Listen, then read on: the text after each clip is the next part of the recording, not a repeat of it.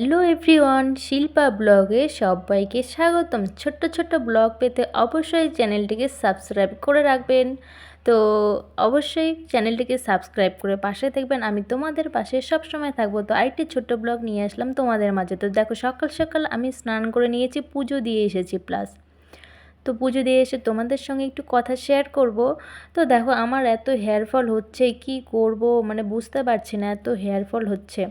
তো তোমাদের সামনে যদি তোমাদের কিছু জানা থাকে অবশ্যই আমাকে কমেন্টে জানাবেন। তো আমি সকাল সকাল স্নান করে এসে পুজো দেওয়া শেষ হয়ে গেছে, চা খাওয়া শেষ হয়ে গেছে, তারপরে চলে এসেছি, যেহেতু অফিসে যাবে তার জন্য আমি সকাল সকাল চলে এসেছি রান্না করতে। তো এটা ছিল সাতপুতি ভাজা। সাতপুতি কে কে খেয়েছো অবশ্যই কমেন্টে জানাবে।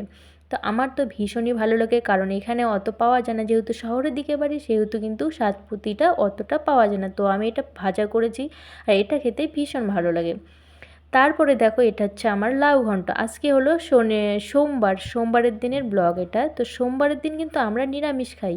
তো সোমবারের দিন এটা হচ্ছে, আমি মোবাইলে দেখেছিলাম যে আলু সয়াবিন দিয়ে লাউ রান্না নিরামিষভাবে। তো ভীষণই টেস্টি হয়েছিল, ভালোও হয়েছিল। তবে আমি কিন্তু আগের থেকে সয়াবিনগুলোকে ভিজিয়ে রেখে গরম গরম জল দিয়ে ধুয়ে নিয়ে তারপরে কিন্তু ভাজা করে রেখেছিলাম।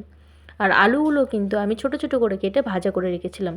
তারপরে যখন লাউটা একটু হয়ে গেল, সিদ্ধ হয়ে যাওয়ার পরে কিন্তু আমি এটা কিন্তু ঢেলে দিয়েছি। দেওয়ার পর এখানে কিন্তু আদা বাটা দিয়েছিলাম, জিরে বাটা দিয়েছিলাম, আর হচ্ছে জিরে সোমবার দিয়েছিলাম, জিরে শুকনো লঙ্কা সোমবার দিয়েছিলাম, লাস্টে কিন্তু ধনেপাতা দিয়েছিলাম। তো খেতে কিন্তু ভীষণই টেস্টি হয়েছে। অবশ্যই তোমরা করে মানে রান্না করে খাবে, অবশ্যই ভালো লাগবে। তারপরে দেখো, আমার ছেলে খেতে চলে এসেছে। তো ছেলের তো এত বায়না, এ খায় না ও খায় না। তো তারপর দেখো ছেলে খাচ্ছে।